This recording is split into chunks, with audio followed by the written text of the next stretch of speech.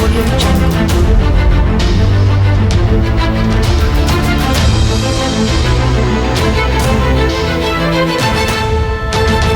Audio Jungle.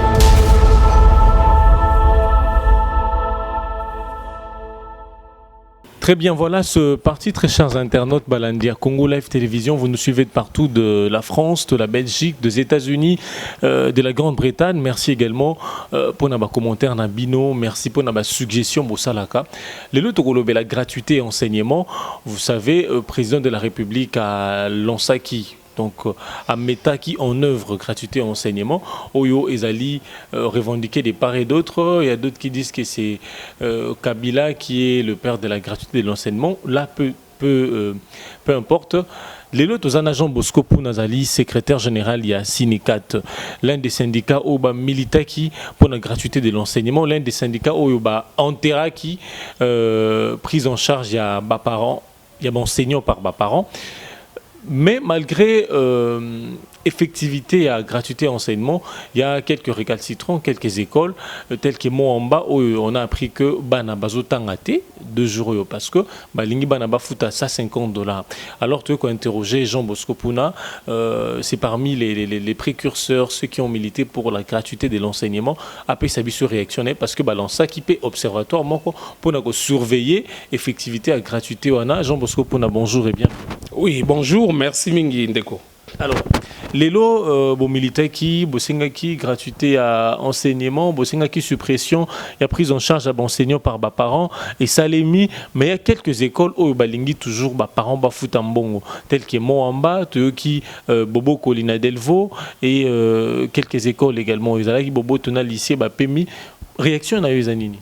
Bon, au moni, réaction, il y a école wana, mbala musuto monango normal nandenge que au moni tango réforme yaka ezalaka na mwa bakoko sonango. Pambate système a prise en charge des enseignants par les parents. Oyo ezalaki ko faire fonctionner ba école et sali 27 ans. 27 ans wana po ba habitude et longwa ezali mwa pasi. Tozali ka ko kamwa ke groupe scolaire du Moamba azui kilo. Il y a des bana mkolo ya lundi. En tout cas, ezali pasi mingi pambate. Ba gestionnaire modèle wana bazali na mwa suscité ya bana, ya ba parents, ba ménage pauvre. Et puis azali ko kenda l'encontre ya vision ya chef de l'État. To moni bisonyo so que ba autorité ya sika ba yena mo PPO ya gratuité bandimeli yango pambate bisonyo to yebike na kata constitution likamba gratuité et l'Obama kala kase salimate. Lelo oyo ba parents ba pemi lelo oyo enseignant ba bandi ko zwa salaire oyo bato mosu bazala ko zwa te salaire wana yango de ko permettre ba calculer mbala mikoleko ya ba retraite na biso yango wana ti na biso na niveau ya Sinekat to pe na niveau ya ba synergie ba syndicat nyonso oyo ba bundela gratuité tozali ko telemela ba école modèle wana donc to lobby na gestionnaire ya groupe ya Moamba asala keba pambate yo ko telemela l'état te l'état azali l'état et puis moi na nyonso asengeli azwa éducation à malonga éducation wana ezali droit fondamental boni papa gestionnaire olandelaka makambo kala po yebite na kala wana bazako zwa mbongo misolo ebele alors ba gestionnaire wana bazali na nostalgie moko moya ko lobango ezate bango wana balingika ke ba parents ba nyokama lelo oyo ba parents nyoso ba pemi ba parents o bazala ko futa $200 na mwana soko multiplier azana 5 bana donc sali $1000 même 500 600 dans certaines écoles catholiques. Sala ngona année mobimba 2 ans 3 ans okomona parent moyen a lukela bana ta moi lopin de terre atongela bango mwanda ko ezalité au mona parent moyen a bongisa penza bana ba provision ezala na ndako ala tsa bango malamu ezalité mbongo nyoso parent zali ko sala esengeli ekende na bitelo ya mbalo yo te l'état yende mutazali organisateur ya système d'enseignement azwa mukumba na le la président de la République na gouvernement na mobimba bandimi likambwana biso tolobi na bato nyonso bazali koteleme la gratuité bake bapambate observatoire pour na surveillance si to lansaki yango le 26 octobre tozali déjà na terrain yango to sengi na ministre mokonzi ya EPST atala makambo gestionnaire a Moamba pour soki a continuer boye toko senga démission na ye alongwa pour ba remplacer na moto mosusu. Jean Bosco Pouna, ces écoles là bazana à moitié raison parce qu'est-ce que frais il y a fonctionnement aux autres l'État ils ont permettre comment dire qu'on compenser na ba dépenses oyo école ça là habituellement. Bon, tozali na moi problème pambate omoni tango table ronde de Salemi na ba résolution à table ronde et le belaki makambo ya réajustement à salaire à enseignant résolution wana et Salemi ba enseignant ba zu misolo oyo bakokai kozwa toyebi ke nano ekokite mais tozotala pe mboka situation nango mais likambo ya passion tozali nango ezali likambo ba NP ba enseignant non payé bato wana tino kino lelo bazwi nanu misolo na bango te et puis ba NU nanu pe bazwi eloko moko te wana ezali kokoso monene likambo mosusu oyo lobi awa ezali likambo ya frais de fonctionnement omoni po etelo esala mosala nango normalement esengeli bazwa misolo ya frais de fonctionnement tomonaki grille ya ba frais oyo gouvernement abimisaki po ba frais de fonctionnement ekende na baibitelo kasi kino lelo nanu esali limité voilà pourquoi na niveau ya synergie ya syndicat ya balakisi pe na niveau ya Sinekat tokutanaki na ministre mokonzi ya EPST tokutanaki pe na ba représentant Bulamatari po ba convoquer commission paritaire parce que soki ba convoquer commission paritaire te ekozala pasi po musala ekoba na mikoleko ya pambate tokoye ba barème ya balakisi te tokoye ba pe ba frais ba fonctionnement oyo kokende na ba école nyonso te donc kokoso ezali wana kasi biso nyonso communauté na biso mobimba esengeli to accompagner ba mesure oyo ya gratuité pambate lelo oyo en tout cas esali esengo na ba famille ebele na ba famille nyonso na loba parce que na ndako moko na moko kokuta bana bazali ko kende kelasi bana bazali kotanga lelo oyo moi est-ce que enseignement qualité enseignement ngweze malonga c'est ça est-ce que tokoba mona tangi na pese exemple hein? Oui. Saint-André il y a cité bazana gratuité enseignement na mona zana bobo toto na bobo koli bazana qualité enseignement ndenge moko pour l'interrogation. Non, qualité enseignement déjà 27 ans ezalaki déjà hypothéqué parce que prise en charge des enseignants par les parents ezalaki nini ezalaki hypothéqué mais mona bimina boboto mpiko bosangani on le compare pas à ceux de la cité. Il y a par exemple Epé Mouchi, n'a pas cet exemple pour ne pas offenser. Non, mais ce n'est pas vrai. Jugement na on ko ndimango te pambate. Omoni balaxi o bazali na Mouchi. Atako o bazali na cité o ba école ozobenga na cité. Bango nyonso ba na ba diplôme moko na baninga na biso ya ba école ya Gombe wana tangi. Motivation peut-être ezalaki moi différent parce que kuna ba parents bazako pesa misolo ebele, peut-être ba enseignant ba ko zala un peu plus motivé. Mais lelo oyo ezali Bulamatari azu makambo nyonso en main. C'est-à-dire enseignant moko na moko ba zana salaire moko et puis ba inspecteur bakolanda makambo wana pona makambo ya qualité enseignement to koki ko négliger ngote pamba te soki to négliger ngo ekozala difficile et puis to kende to zonga est-ce que biso to kobundela kaka une petite catégorie ya ba école pona nini mwana zotanga na Gombe kuna nde mayele ezali te mboka o ezali mboka monene bana nyonso esengeli bazala na ba chance moko donc pour nous militons pour l'équité et pour que nos enfants aient les mêmes chances ezali te que non moko kuna une école à double vitesse ba mususu bazo ba enseignement malonga ba mususu bazo te biso tozali ko militer pona équité yango to lobi boye qualité enseignement et bandaka d'abord na ba professeur ba enseignant soki ba enseignant na biso bazali na ba diplôme malonga baza ba licencié baza ba gradué baza ba diplômé pédagogue baza ba diplômé 4 ans oyo bazali vraiment bien formé soki déjà bozali na qualité malamu ba enseignant qualité enseignement ekoya likambo mibale ezali likambo ya ba classe. Hein? Lelo otosana mwa kokoso po bana batondani na ba classe ba oyo nyonso bazala kotanga te bango nyonso baye na kelasi ezali une bonne chose mais Bulamatari esengeli ayeba que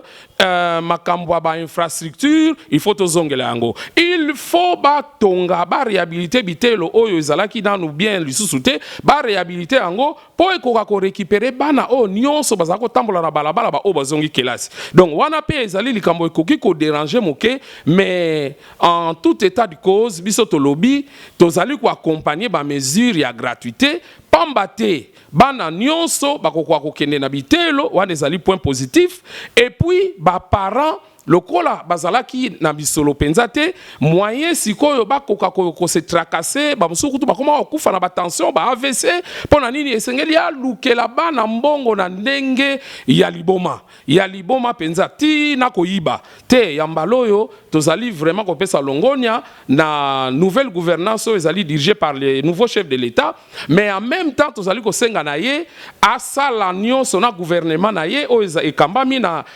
papa Sylvestre basala nyonso oyo ekoki po bamakambo yo ya commission paritaire ba convoquer yango po to pema po bansenya bayeba ndenge nini bakofutama ndenge nini bakofuta ba NP na ba NU pe misolo oyo esengeli ekende pona ba frais de fonctionnement. Jean Bosco Puna, j'ai suivi une autorité na ba média na biso locaux à lobby qui est école d'application ils a concerné T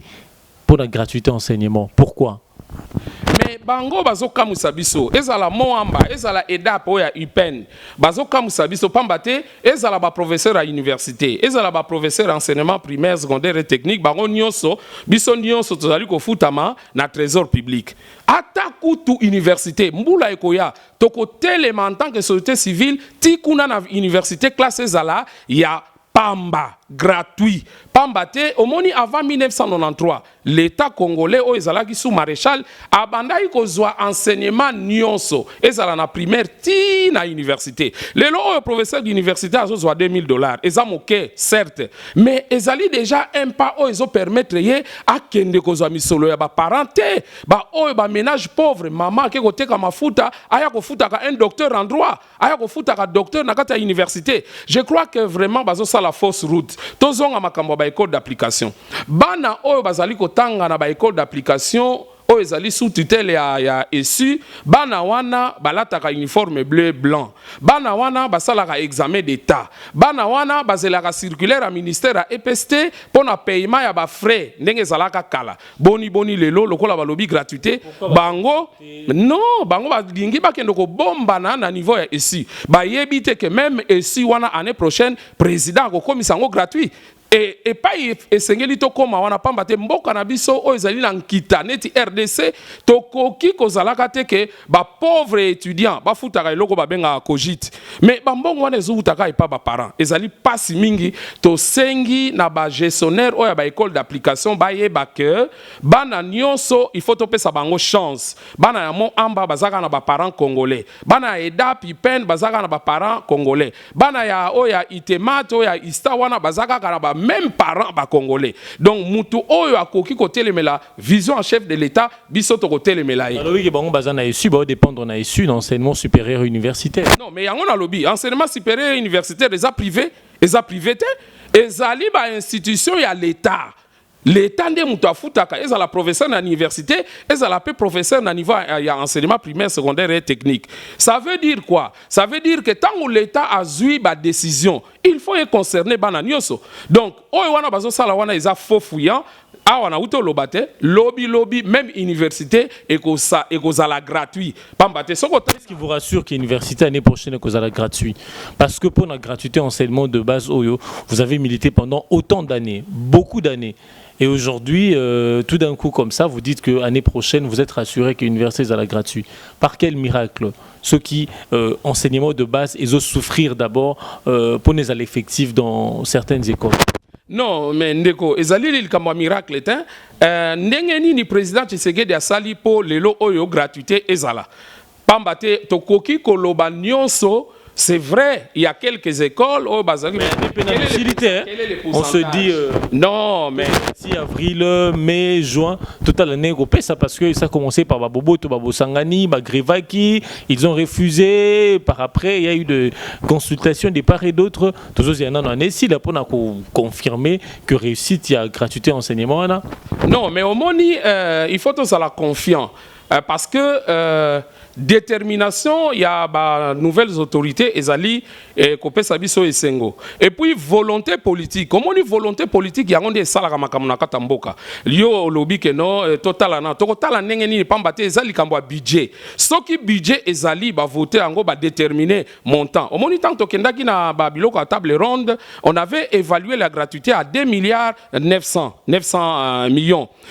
Ah oui, presque 3 milliards. Mais papa, les lots sont un budget à 10 milliards. milliards to pe toza na budget à 16 milliards to lobby na bato nyonso ba personnel politique na biso nyonso to consentir ba sacrifice pour to soutenir l'éducation à bana na biso. Je crois que ce qui gratuité ils ont coûté 3 milliards de dollars et que gouvernement azali na volonté à kokoka ko sala eloko wana pour permettre que gratuité et simba bana na biso nyonso ba ko kende na bitelo biso na niveau ya synergie ya syndicat ba ya balakisi na niveau ya Sinekat pe toza confiant que budget ekozala o eko permettre que bana na biso ba ko akotanga malamu yango wana to lobby mutatis mutandis lelo oyo ekobanda na enseignement de base lobby esengeli ekoma na université. Les étudiants doivent bénéficier de bourses pour lobby bazala compétitif pour babité mboka oyo ezingi biso bayaka kaka kosakana na biso te esengeli tozala na ba intellectuel na biso mais bana wana po bakoma ba intellectuel il faut to former bango bien ezali kobanda na fondation oyo tobengi éducation de base ti ekokende na université oyo lelo tozolobela na makambo ya éducation de base esengeli ke gouvernement ndenge ba mesure d'accompagnement et salemaki biso to sali observatoire tozokita na terrain po toyeba banani bazobuka mibeko nini esengeli basala bango donc observatoire wana ezosenga appuyer yango ba soutenir yango po to sala misala wana tokoka ko remonter tina gouvernement to memela bango baka oyo ezali difficile awa to senga ki déjà commission paritaire soki ba convoquer yango okomona ke makambo nyonso okenda aliment parce que pour na totondi botondi oza pena mola ki sitozio bongo à pied levé au bandaki ko tangisa kopesa baku nde tolobaka mais dernière question comme Boulonce observatoire sanction ezani ne pona ba oyo bako tosami be côté non bato bako tosami be côté et je crois que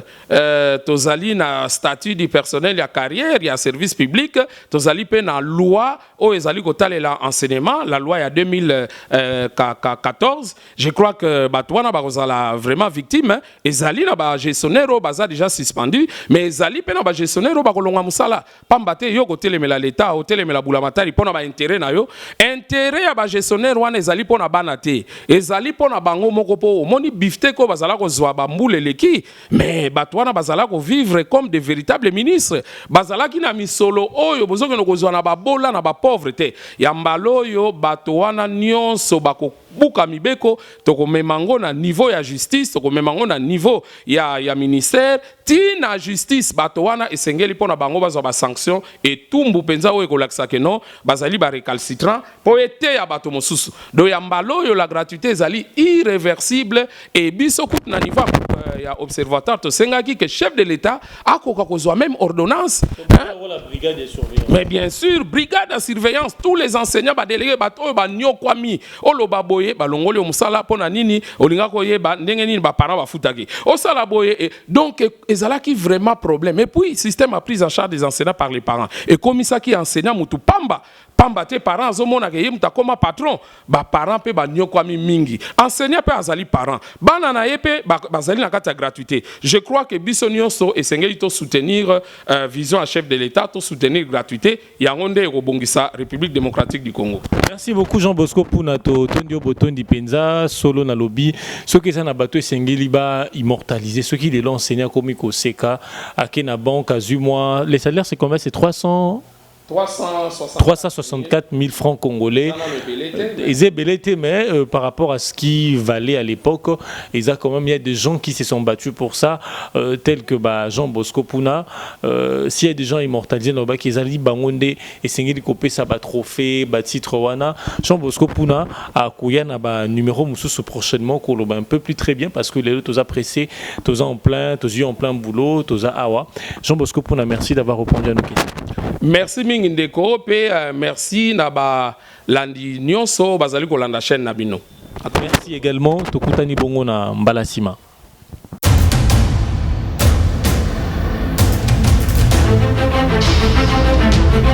Audio Jungle.